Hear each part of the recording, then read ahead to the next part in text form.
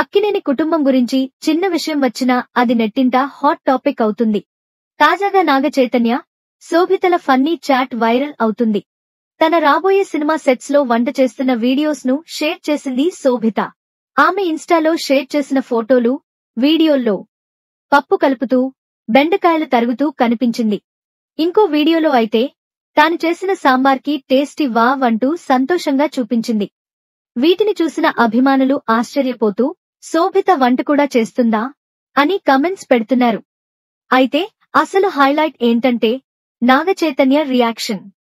గతంలో Vogue India ఇంటర్వ్యూలో మీరిద్దరిలో వంట ఎవరికి బాగా వస్తుంది అని అడిగితే మాకు ఎవరికి వంట రాదు, ముఖ్యంగా శోభితకు బేసిక్ హ్యూమన్ స్కిల్స్ కూడా లేవు అని సరదాగా చెప్పాడు.